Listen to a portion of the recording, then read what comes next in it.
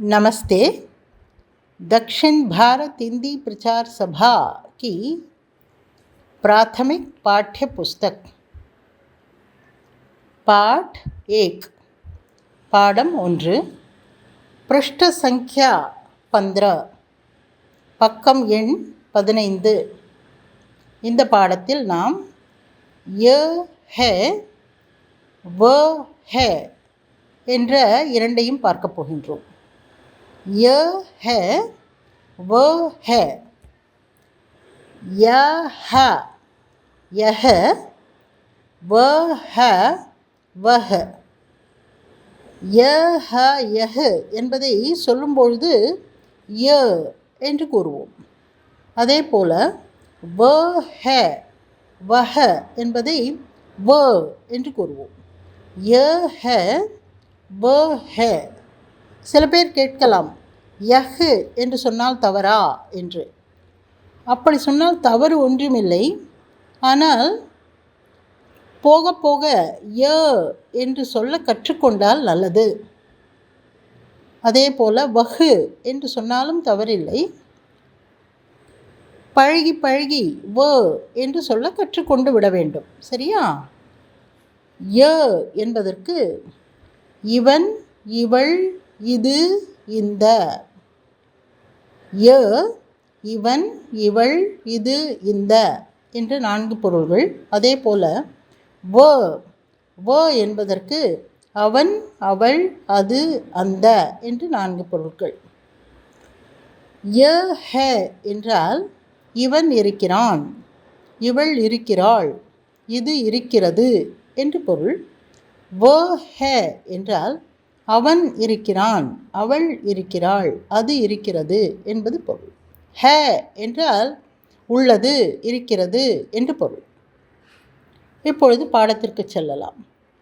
கட்டத்திற்குள் களம் என்று எழுதப்பட்டுள்ளது. கட்டத்திற்குள் களம் என்று எழுதப்பட்டுள்ளது. கலம களம். சாதாரணமாக ஹிந்தியில் இறுதிச் சொற்கள் பாதியாக உச்சரிக்கப்படுகின்றன. இங்கு கூட பாருங்கள், கலமா என்பதை கலமா என்று சொல்வதில்லை, களம் என்று தான் சொல்கின்றோம்.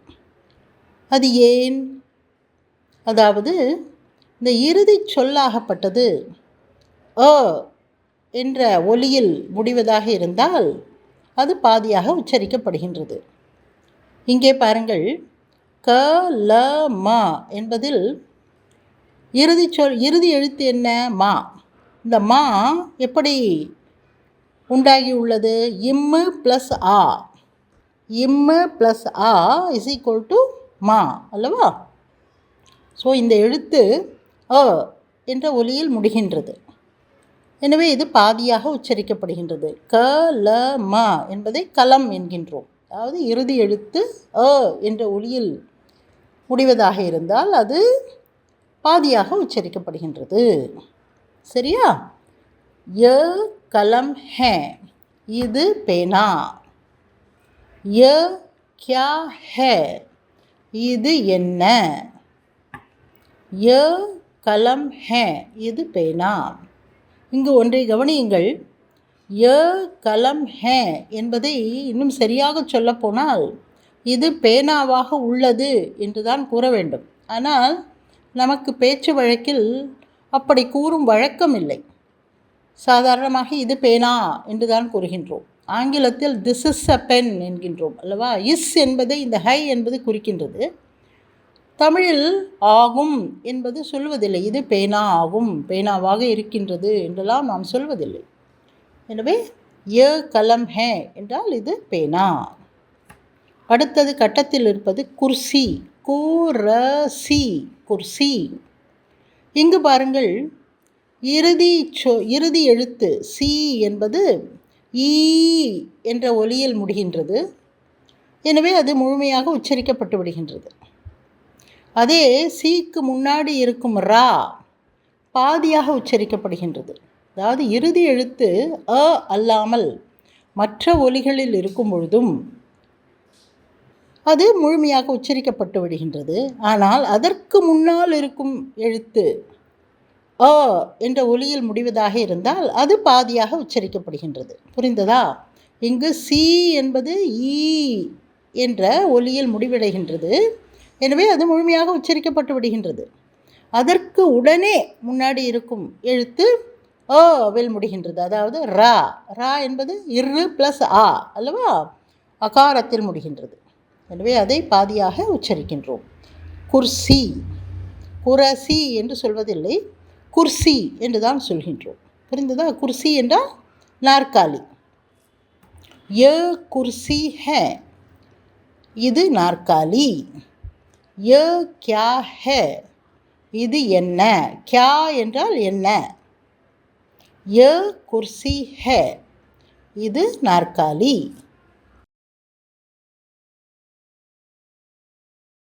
அடுத்தது பாருங்கள், கடி. கடி, கடி.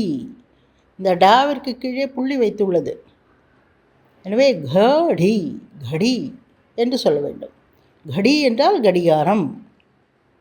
ய கடி ஹே, இது கடிகாரம். ய கியா ஹே, இது என்ன? ய கடி ஹே, இது கடிகாரம். அடுத்தது கட்டத்தில் இருப்பது மேஸ். மேஸ், மேஸா, மேஸ். மேஸ் என்றால் மேஜை. वो मेज़ है, वो मेज़ है, அது மேஜை. वो क्या है, அது என்ன? वो मेज़ है, அது மேஜை. क्या वो मेज़ है, என்ன? அது மேஜையா? हाँ, वो मेज़ है, ஆமாம், அது மேஜை. हाँ என்ற சொல்லை பாருங்கள். அதற்கு மேலே அர்த்தச்சந்திர புள்ளி உள்ளது. அர்த்தச்சந்திர புள்ளி இருக்கும்பொழுது அதாவது மூக்கு துவனி வர வேண்டும். நேசல் சவுண்டு அது வர வேண்டும். புரிந்ததா? वो मेज़ है, அது மேஜை. पृष्ठ 16, பக்கம் 16. यह किताब है, यह किताब है. किताब, கிதாப் என்றால் புத்தகம். இது புத்தகம். ய கியா ஹே, இது என்ன? ய கிதாப் ஹே, இது புத்தகம். கியா ய கிதாப் ஹே, என்ன? இது புத்தகமா? ய கிதாப் ஹே, ஆமாம், இது புத்தகம். கட்டத்திற்குள் கிதாப் என்று எழுதப்பட்டுள்ளது. கீதாப, கிதாப். சரியா? அதன் பிறகு கீழே பாருங்கள், இடது பக்கம். இடது பக்கம் இருக்கும் வாக்கியங்களை பார்க்கின்றோம். கியா ய கலம் ஹே, என்ன? இது பேனாவா? கலம் ஹே, இது பேனாவா? ய கலம் ஹே, ஆமாம், இது பேனா. கியா ய குர்சி ஹே, என்ன? இது நாற்காலியா? குர்சி என்றால் நாற்காலி. ய குர்சி ஹே, ஆமாம், இது நாற்காலி. வலது பக்கம் பாருங்கள். வலது பக்கம் இருக்கும் 4 வாக்கியங்கள். கியா वो घड़ी है, என்ன? அது கடிகாரமா? वो என்றால் அவன், அவள், அது என்று பார்த்தோம் அல்லவா?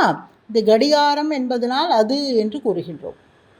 क्या वो घड़ी है, என்ன? அது கடிகாரமா? वो घड़ी है, ஆமாம், அது கடிகாரம். क्या वो किताब है, क्या वो किताब है, என்ன? அது புத்தகமா? वो किताब है, ஆமாம், அது புத்தகம். கீழே ஷப்தார்த்த, ஷ பாதி பா, பா என்ற எழுத்தை பாதியாக வைத்துள்ளார். இப்பு முந்தைய பாடங்களில் படித்தோம், ஞாபகம் இருக்கின்றதா? ஷப் தா இரு த. இந்த மேலே தாவுக்கு மேலே ஒரு கொக்கி போல இருக்கின்றதல்லவா? வலது பக்கம் சுழித்திருக்கும் ஒரு கொக்கி போல இருக்கின்றது. அது இரு. ஷப்தார்த்த, ஷப்தார்த்த. ஷ இப்பு தா இரு த. இந்த தாவும் இரும் சேர்ந்து கூட்டெழுத்தாக இர்த்து இர்த்து என்று வருகின்றது. இந்த இரு துவனி முன்னால் வருகின்றது, தா துவனி பின்னால் வருகின்றது. எனவே இரு முன்னால் படிக்கப்படுகின்றது, தாவின் மேல் குறிக்கப்பட்டுள்ளது அந்த ரா இரு என்ற ஒலி. சப்தார்த்த. சப்தார்த்த என்றால் சொல்லின் பொருள். சப்த ப்ளஸ் சப்த கூட்டல் அர்த்த. சப்த கூட்டல் அர்த்த. சப்தார்த்த சொல்லின் பொருள். ய ய என்றால் இது. வ வ என்றால் அது. கியா கியா என்றால் என்ன. கலம் கலம் என்பதற்கு பேனா. குர்சி குர்சி நாற்காலி. கடி கடி கடிகாரம். மேஸ் மேஸ் மேஜை. கிதாப் கிதாப் புத்தகம். ஹே ஹே. இங்கே பாருங்கள், ஹே என்பதை சாதாரணமாக சொல்ல வேண்டும். ஹே அப்படி என்று, ஹை என்று சொல்வதில்லை. ரெட்டை கொம்பு போட்டிருந்தா ஹை என்று படித்திருக்கின்றோம். ஆனால் சொல்லும் பொழுது ஹே என்று சொல்ல வேண்டும். ஹே ஹே என்றால் இருக்கிறது, உள்ளது என்பது பொருள். ஹா ஹா ஹா என்றால் ஆமாம் என்பது பொருள். சரியா? இந்த பாடத்தை மீண்டும் ஒரு முறை படித்து பாருங்கள், எழுதி பாருங்கள். மீண்டும் மீண்டும் உச்சரிக்கும் பொழுது உங்களுக்கு பேசுவதற்குரிய தைரியமும் வரும், நம்பிக்கையும் வரும். சரியா? நன்றி. தன்யவாத்.